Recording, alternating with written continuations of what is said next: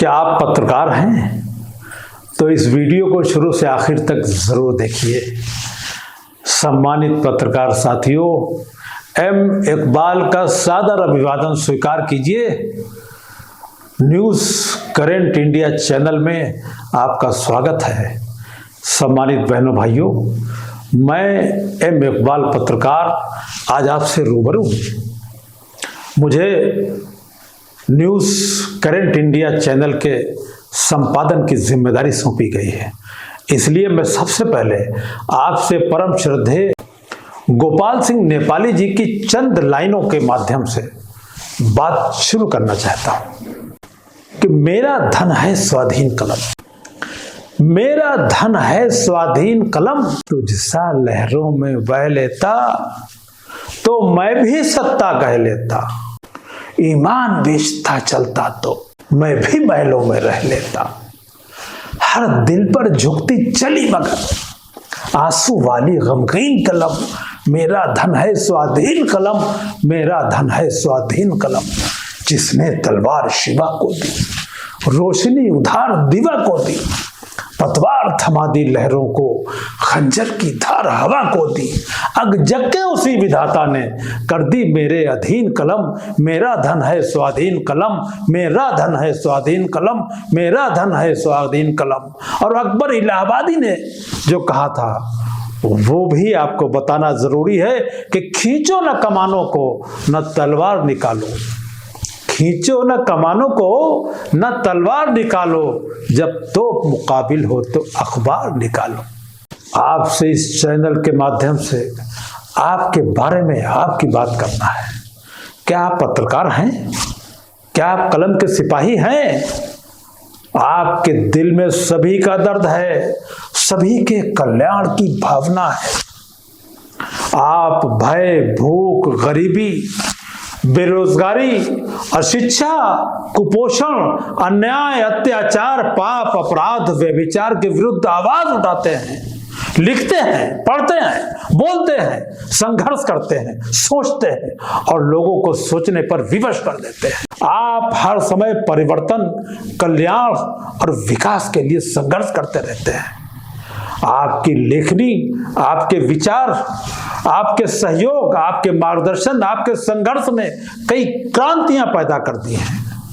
आपने कई इनकलाब बर्पा किए हैं, अनेकों इनकलाबियों को वैचारिक रूप से पैदा किया है आपकी लेखनी ने, आपके विचारों ने, और विचारों की शान पर इनकलाबी धार पैदा की है। आप ब्लॉक स्तर से तहसील, जिला, प्रदेश और राष्ट्रीय एवं अंतर्राष्ट्रीय स्तर पर संघर्षरत हैं।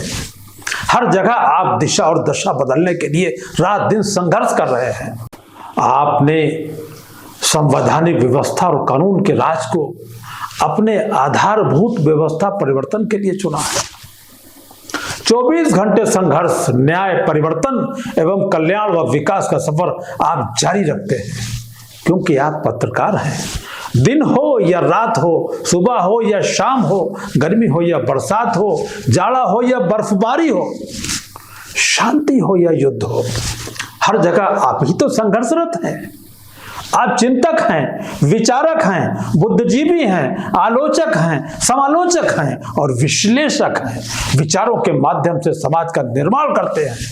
आप राजनीतिक विचारों के जन्म के साथ राजनीतिक दलों को भी जन्म दिलाने में अग्रणी भूमिका अदा करते हैं, और इसी संघर्षमय कर्तव्य पथ पर आपका जीवन भी कभी कभी कुर्बान हो जाता है। लेकिन इस पूरे संघर्ष और कर्तव्य पथ पर अपना सभी कुछ कुर्बान कर देने के बावजूद आपको मिलता क्या है और आपका भविष्य क्या है? आपके साथ और आपके बाद आपके परिवार का भविष्य क्या है? क्या कभी कलम के सिपाहियों ने, बुद्धिजीवी समाज ने इस विषय पर चिंतन और मनन किया है? मैं आज उन सभी की बात कर रहा हूं जो पत्रकार हैं और कलम के सिपाही हैं, चाहे वो प्रिंट मीडिया के भाई बंधु हों या वो फिर इलेक्ट्रॉनिक मीडिया के कारपोरेट जमींदारों को अपनी सेवाएं दे रहे हूं, अथवा प्रातः काल उठकर सभी मौसमों में घर घर अखबार पहुंचा रहे हूं, या फिर यूट्यूब के माध्यम से समाज का दुख दर्द बयान कर रहे हूं। मैं सभी की बात कर रहा हूं। मैं पूरे पत्रकार समाज की बात कर रहा हूं। मैं उन सभी कलम के सिपाहियों की बात कर रहा हूं जिन्होंने कभी अपने या अपने परिवार के लिए सोचा ही नहीं, बल्कि समाज के दुख दर्द के लिए, समाज के निर्माण के लिए और देश के भविष्य के लिए अपना सर्वस्व न्यौछावर कर दिया। आप सोचेंगे तो बहुत से पत्रकार संगठन हैं जो आपकी बात करते हैं।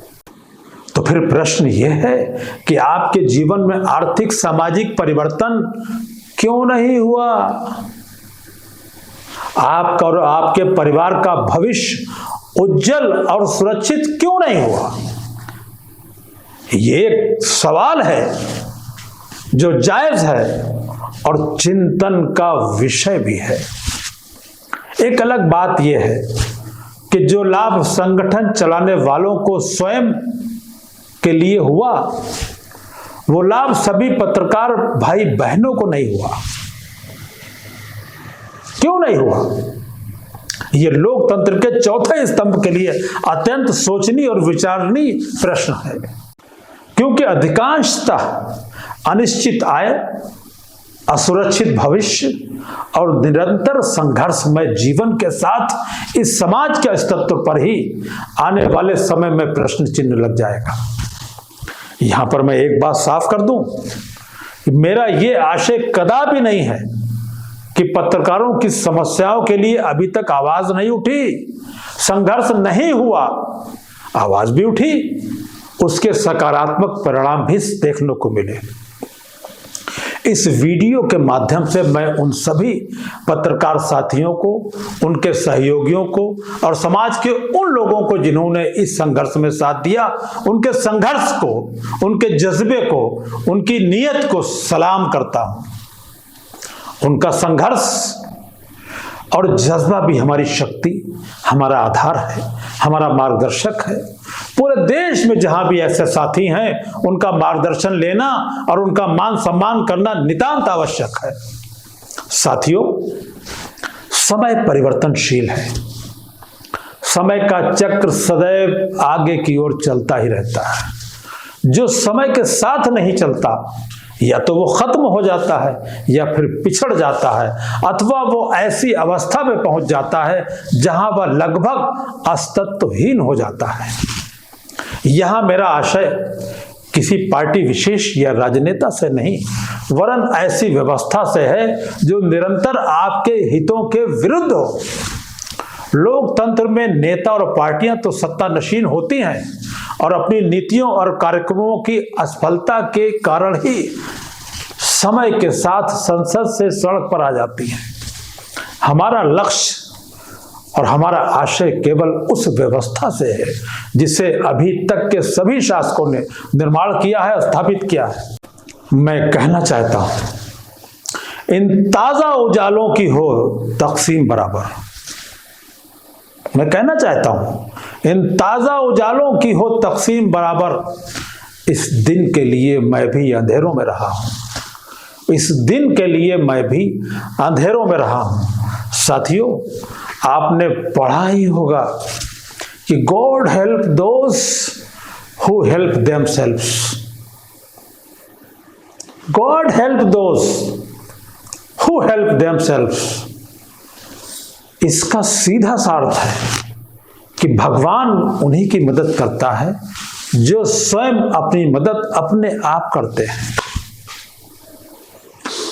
और सारे जहां से अच्छा हिंदुस्तान हमारा के रचयिता अल्लामा इकबाल का एक मशहूर शेर है कि खुदा ने आज तक उस कौम की हालत नहीं बदली।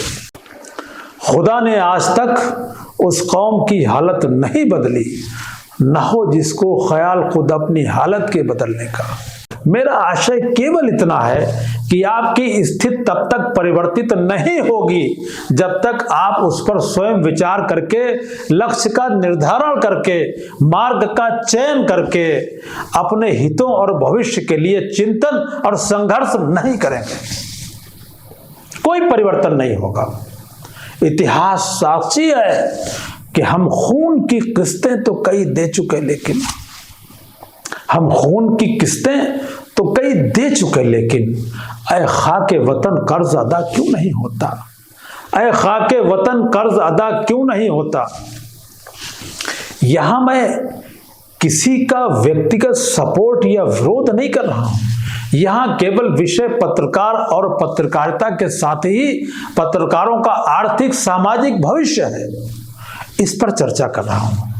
आप देख सकते हैं कि माननीय सांसद और माननीय विधायकगणों ने पार्लियामेंट और विधानसभाओं में स्वयं के लिए जो व्यवस्था बनाई है, उससे उनका सामाजिक मान सम्मान और आर्थिक भविष्य पहले दिन से और आखिर तक सुनिश्चित है। जाड़ा, गर्मी, बरसात और कोई भी मौसम हो, कुछ भी घटित हो, कुछ भी परिवर्तित हो, लेकिन माननीयों का आर्थिक और सामाजिक स्टेटस और भविष्य सुरक्षित और निरंतर सम्मानजनक रूप से चलता रहता है। इसलिए कि माननीयों ने अपने अधिकारों के लिए चिंता की और उसे कानून के दायरे में सुनिश्चित किया और व्यवस्था में प्रभावी ढंग से लागू किया। मैं एक बात और स्पष्ट कर दूं कि मैं आपको कोई ज्ञान नहीं दे रहा हूं, क्योंकि आप सभी भाई बहन स्वयं भी विद्वान हैं, बुद्धिजीवी हैं, ज्ञानी हैं। मैं तो केवल आपको आपकी शक्ति, आपका लक्ष्य, आपके सुनिश्चित उज्जवल भविष्य के लिए केवल एक निवेदन कर रहा हूं। और ऐसा भी नहीं है कि आज से पहले इस विषय पर चिंतन या संघर्ष नहीं हुआ। निश्चित तौर से चिंतन भी हुआ और संघर्ष भी हुआ। अब उस कल्याणकारी चिंतन और वर्तमान की परिस्थितियों के चैलेंज पर नए सिरे से चिंतन और मनन करने की पुनः आवश्यकता है। आपका धर्म, आपकी जाति, आपकी भाषा, आपका रंग, आपकी नस्ल और क्षेत्र क्या है, आप किस राजनीतिक पार्टी के समर्थक या विरोधी हैं, आप किस विचारधारा का समर्थन या विरोध करते हैं, या ये सवाल ही नहीं है। यहां केवल एक बात, एक लक्ष्य है, और वह है पत्रकारिता और पत्रकारों के उज्जवल भविष्य का लक्ष्य। इसके लिए सभी के विचार, सभी का साथ, सभी भाइयों बहनों का सहयोग लेकर राष्ट्रीय स्तर पर संगठन बनाकर अपने भविष्य के लिए संगठित होकर अपने लक्ष्य को प्राप्त करना है। इसमें जो पूर्व के पत्रकार संगठन या वर्तमान के पत्रकार संगठन या साथी हैं, उनको भी आदर और सम्मान के साथ अपने साथ लेना है। उनका अनुभव, उनका ज्ञान, उनका विचार, वो भी आपको संगठित करेगा, आपको शक्ति देगा, आपका मार्गदर्शन करेगा। तभी आपकी आवाज राष्ट्रीय स्तर पर सुनी जाएगी, तभी आप एक निश्चित समय के अंदर अपने निर्धारित लक्ष्य को प्राप्त करेंगे तथा नए भारत में उज्जवल भविष्य के साथ आपका स्थान निर्धारित होगा। हमारा लक्ष्य क्या है? अब प्रश्न उठता है कि आखिर हम चाहते क्या हैं और हमारा लक्ष्य क्या है? हमारा केवल एक लक्ष्य है कि पत्रकार और पत्रकारिता से जुड़े भाई बहन, चाहे वो प्रिंट मीडिया के हों या इलेक्ट्रॉनिक मीडिया के हों अथवा यूट्यूब के पत्रकार हों, सभी को संगठित होकर पत्रकार हितों एवं पत्रकारिता के लिए सभी संगठनों और पत्रकार भाई बहनों को एक प्लेटफॉर्म पर लाकर समाज, देश एवं सरकार के समक्ष पूरी कर्मठता और ईमानदारी के साथ अपनी मांग, अपनी समस्याएं रखनी है। उनका निराकरण संविधान और कानून के दायरे में करवाना है। पूरे देश के पत्रकारों के उज्जवल भविष्य के लिए संगठित होना है। आप किसी भी स्थान पर हों, अपने वर्तमान और भविष्य के लिए जहां हैं वहीं से समर्थन और सहयोग दीजिए। अब करना क्या है? सबसे पहले एक चिंतन बैठक राष्ट्रीय स्तर पर की जाए और उसमें सभी पत्रकार भाई बहनों को आमंत्रित करके उनके विचार एवं समस्याएं जानी जाए और उनका निराकरण कैसे हो, कैसे यथाशीघ्र हो, इस पर समयबद्ध योजना बनाकर कार्य किया जाए। बैठक में कोशिश हो कि पूरे देश के सभी ब्लॉक, सभी तहसील, सभी जिले, सभी प्रदेशों से प्रतिनिधित्व हो। सम्मानित साथियों, मंजिल दूर नहीं है, बात सिर्फ इतनी है कि पहला कदम तो बढ़ाइए, फिर देर किस बात की है। उठाइए कलम और कागज, लिखिए अपने विचार और नाम, पता और मोबाइल नंबर, ऑन कीजिए अपना कैमरा या मोबाइल कैमरा और बना दीजिए अपने सुझाव और समस्याओं और विचारों के साथ अपने लक्ष्य का वीडियो और हमें हमारी ईमेल पर अविलंब भेज दीजिए, ताकि आपके सुझावों और विचारों से सभी पत्रकार भाई बहन और पूरा देश वाकिफ हो जाए और कम से कम समय में हम अपने लक्ष्य को प्राप्त कर सकें। तो अब देर न करिए, समय किसी का इंतजार नहीं करता। तारीख की नजरों ने वो दौर भी देखा है, तारीख की नजरों ने वो दौर भी देखा है। लम्हों ने खता की थी, सदियों ने सजा पाई। और एक विशेष निवेदन आपसे और भी है, कृपया न्यूज़ करंट इंडिया चैनल को लाइक, शेयर, सब्सक्राइब जरूर करिए और घंटी वाला बटन देखकर उसे अवश्य दबा दीजिए, ताकि पत्रकार हितों के में आपकी भागीदारी सुनिश्चित रहे। और साथ ही अपने दोस्तों, मित्रों, शुभचिंतकों और रिश्तेदारों को भी शेयर करना न भूलिए। याद रखिए, ये आपकी अपनी आवाज है, आपका अपना प्लेटफॉर्म है। अगले वीडियो में आप अपने विचार, अपने सुझाव जो आप हमें भेजेंगे वो आपकी आवाज में होंगे, इसलिए हमें अपने विचार और सुझावों का वीडियो अविलंब भेजिए। बहुत बहुत धन्यवाद, बहुत बहुत आभार।